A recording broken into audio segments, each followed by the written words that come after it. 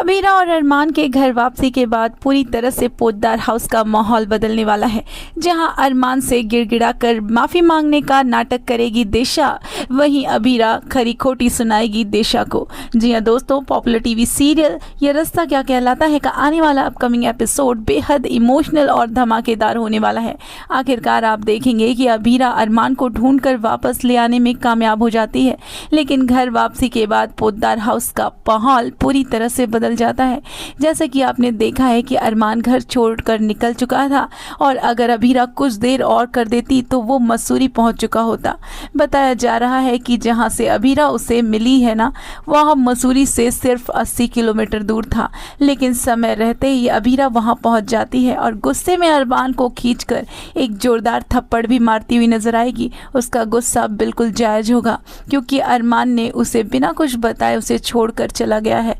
हालांकि अरमान की हालत ऐसी है कि वो अपनी याददाश्त तक खो देता है, वो अपना नाम तक भूल चुका है, आखिर वो कौन है। और इसके बाद पूरा पोद्दार परिवार मिलकर अरमान को वापस पोद्दार हाउस लेकर आएंगे, लेकिन घर में कदम रखते ही सबसे बड़ा झटका दिशा को लगने वाला है।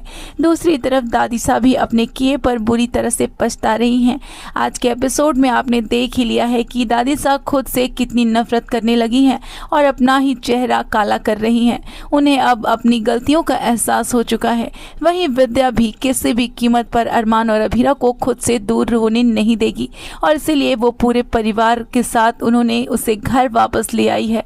लेकिन सबसे ज़्यादा परेशानी दिशा के लिए बढ़ जाने वाली है। इधर क्रिश को भी अपने किए का एहसास हो चुका है। उसे समझ में आ चुका है कि उसने अरमान भैया के साथ कितना गलत व्यवहार किया। कोर्ट में जिस तरह से अरमान ने रिएक्ट किया था वो बस उसकी बीमारी की वजह थी। जैसे ही पूरे परिवार को ये बात पता चलती है कि अरमान को ब्रेन ट्यूमर जैसी बहुत ही गंभीर बीमारी है, ये जानकर हर कोई अंदर से टूट जाता है। चाहे परिवार में कितनी भी नफरतें क्यों ना हो, लेकिन जब अपने ही किसी सदस्य पर इतनी बड़ी मुसीबत आ जाती है तो हर इंसान का दिल पिघल जाता है। यही वजह है कि कृष भी अपने किए पर काफ़ी ज़्यादा पछतावे में डूब जाता है।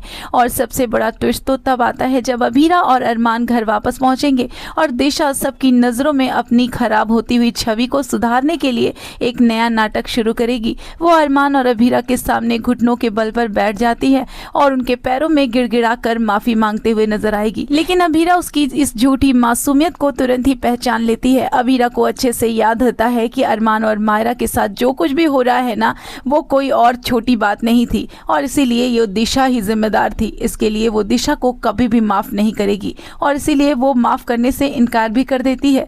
इतना ही नहीं, गुस्से में दिशा को अबीरा खरी खोटी भी सुनाएगी और उसे उसकी हर गलती का एहसास भी कराएगी। लेकिन यहीं से कहानी एक दिलचस्प और नया मोड़ लेती है। अबीरा के माफ न करने की वजह से दिशा के मन में नफरत और भी ज्यादा बढ़ जाती है।